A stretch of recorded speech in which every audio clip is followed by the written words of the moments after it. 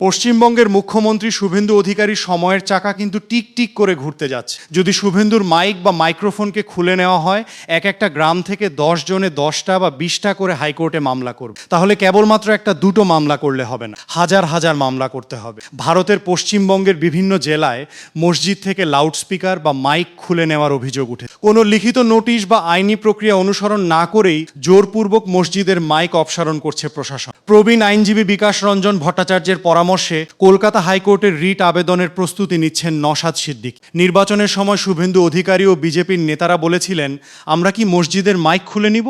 আপনারা কি বলেছিলেন রাস্তায় মুসলমানদের নামাজ পড়তে দেব, নাকি কোরবানি বন্ধ করে দিব, এগুলো বলে আপনারা ক্ষমতায় এসেছিলেন?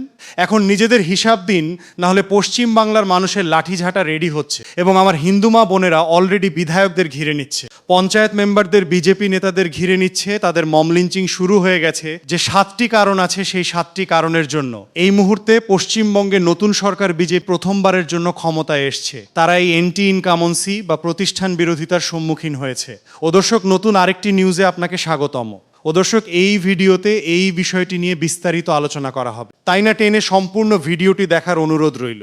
এবার পশ্চিমবঙ্গের মাননীয় মুখ্যমন্ত্রী শুভেন্দু অধিকারীর সময়ের চাকা কিন্তু টিক টিক করে ঘুরতে থাকে। শুভেন্দু সংবিধানের উপর নয়, আইনের উপরেও নয়। শুভেন্দু কেবলমাত্র বর্তমানে পশ্চিমবঙ্গের মুখ্যমন্ত্রী। পশ্চিমবঙ্গের 3 মাসের বিজেপি সরকার উদ্দেশ্য প্রণোচিতভাবে একের পর এক মুসলিম সম্প্রদায়ের উপর কখনো ডাইরেক্টলি কখনো ইনডাইরেক্টলি মুসলিম সম্প্রদায়কে উত্তেজিত করার চেষ্টা করছে। হ্যাঁ, এটাই বাস্তব কথা। সর্বপ্রথমে কুরবানিকে বাধা দেওয়ার জন্য গোহত্যা, দ্বিতীয়ত ক্ষমতাশালীকে বিনা বিচারে নির্দোষ সাবিত করে তাকে অর্থ সাহায্য করা এবং তার বাড়ির লোককে চাকরি দেওয়া, 3 নম্বর জিহাদি সন্ত্রাসবাদী বলা, 4 নম্বর জুম্মাবাড়ি বলে আখ্যা দেওয়া।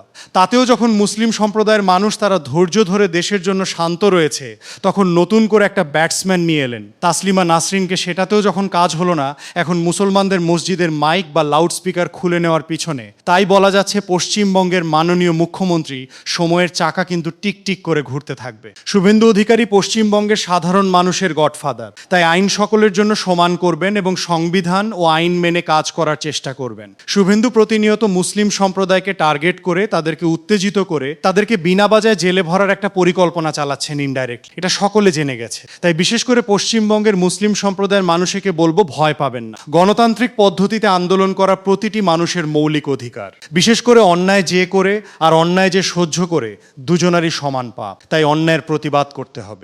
এই জন্যই গণতান্ত্রিক পদ্ধতিতে সবাইকে আন্দোলন করতে থাকবে। আর যে সমস্ত মসজিদের মাইক বিনা নোটিশে খুলে দেওয়া হবে, তাদের কাছে অনুরোধ করব, আপনারা জানেন একটা রুলস বা আইন আছে যে ডিসিলের উপরে আপনি সাউন্ড করতে বেশি জোরে সাউন্ড চালাতে পারেন না। তাই সেই লিমিট মেনে নেবেন। কারণ এখন মুসলমানদের কোনো শক্তিশালী নেতা নেই যাকে শুভেন্দু ঠান্ডা করে দেবে। তাই শুভেন্দু নিজেই এখন ঠান্ডা হয়ে গেছে। শুভেন্দু নিজেই খুব বিপদে আছে। মুসলমানদেরকে ঠান্ডা করার দায়িত্ব বিজেপি নেয়নি, কারণ শুভেন্দু হচ্ছেন হিন্দুদের নেতা। তাই শুভেন্দু হিন্দুদের জীবনের সুখ স্বাচ্ছন্দ্য ভরে দেবেন, হিন্দুদের সুরক্ষা দেবেন, হিন্দুদের রোজগার দেবেন, হিন্দুদের মর্যাদা দেবেন। তাহলে সেই জায়গায় বিজেপি নেতারা হিন্দুদের জন্য কি করেছেন এখনো বলুন তো? আর এখন বিজেপি মুসলমানদের সব কাজ নিয়ে টানাটানি শুরু করেছেন। মুসলমানরা এই দেশকে স্বাধীন করতে রক্ত দিয়েছে। দেশের সব থেকে ওফাদার সিপাহী মুসলমানরা। ইন্দিরা গান্ধীকে মুসলমানরা হত্যা করেনি, মহাত্মা গান্ধীকে মুসলমানরা হত্যা করেনি, রাজীব গান্ধীকে মুসলমানরা হত্যা করেনি। আজ পর্যন্ত কোনো পাকিস্তানি চর মুসলমান আপনারা পাননি। অতএব মুসলমানরা সব থেকে ওফাদার, সব থেকে ইমানদার, দেশের জন্য নিবেদিত প্রাণ মুসলমানরাই।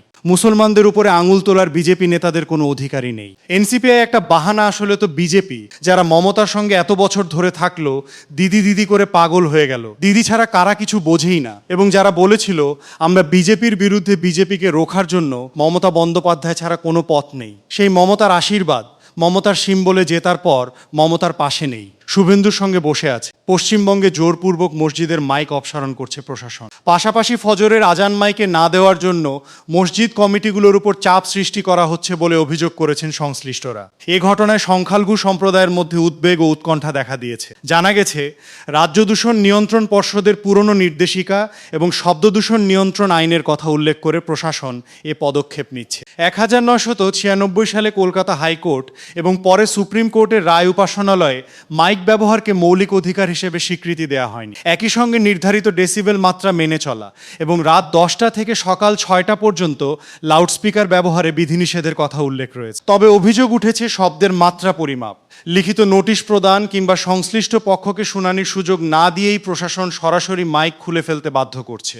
অনেক ক্ষেত্রে মৌখিক নির্দেশের মাধ্যমেই এ কার্যক্রম পরিচালিত হচ্ছে বলেও দাবি করা হয়েছে। বিষয়টি ঘিরে রাজনৈতিক অঙ্গনে তীব্র বিতর্ক তৈরি হয়েছে। বিজেপি নেতা শ্রমিক ভট্টাচার্য বলেন, ধর্মচর্যার ব্যক্তিগত বিষয় এবং মসজিদের নামাজ আদায়ের জন্য মাইকের প্রয়োজন নেই। তার এ বক্তব্যের পর বিরোধীরা অভিযোগ করেছেন, মসজিদের মাইক অপারেশনের পদক্ষেপের প্রতি বিজেপির রাজনৈতিক সমর্থন রয়েছে। অন্যদিকে এ ঘটনায় তীব্র প্রতিবাদ জানিয়েছে ইন্ডিয়ান সেকুলার ফ্রন্ট এবং পশ্চিমবঙ্গ রাজ্য জমিয়তে ওলামা। আইএসএফ এর ভাঙুরের বিধায়ক নওশাদ সিদ্দিকী রাজ্যের পুলিশ মহাপরিচালকের কাছে চিঠি দিয়ে এ বিষয়ে একটি সুস্পষ্ট স্ট্যান্ডার্ড অপারেটিং প্রসিডিওর জারির দাবি জানিয়েছেন। নওশাদ সিদ্দিকীর অভিযোগ, পুলিশের এ পদক্ষেপ ভারতের সংবিধানের 14, 19, 21 এবং 25 থেকে 28 অনুচ্ছেদে বর্ণিত মৌলিক অধিকার ও ধর্মীয় স্বাধীনতার পরিপন্থী। একই সঙ্গে জমিয়তে ওলামার রাজ্য সভাপতি সিদ্দিকুল্লাহ চৌধুরী বলেন, আদালত কেবল শব্দের নির্ধারিত মাত্রা বজায় রাখার নির্দেশ দিয়েছে, কোথাও মসজিদের মাইক খুলে নেওয়ার নির্দেশ দেওয়া হয়নি। এদিকে বিষয়টি নিয়ে আইনি লড়াইয়ের প্রস্তুতি শুরু হয়েছে। প্রবীণ আইনজীবী বিকাশ রঞ্জন ভট্টাচার্যের পরামর্শে কলকাতা হাইকোর্টের রিট আবেদনের প্রস্তুতি নিচ্ছে নওশাদ সিদ্দিকী। সংশ্লিষ্ট মহল মনে করছে, কলকাতা হাইকোর্টে মামলাটি উঠলে পরিবেশ সংরক্ষণ আইন এবং ধর্মীয় স্বাধীনতার সাংবিধানিক অধিকারের মধ্যে কিভাবে ভারসাম্য রক্ষা করা হবে সে সিদ্ধান্তই এ বিতর্কের ভবিষ্যৎ নির্ধারণ করবে। পাশাপাশি সংবেদনশীল এই ইস্যুকে কেন্দ্র করে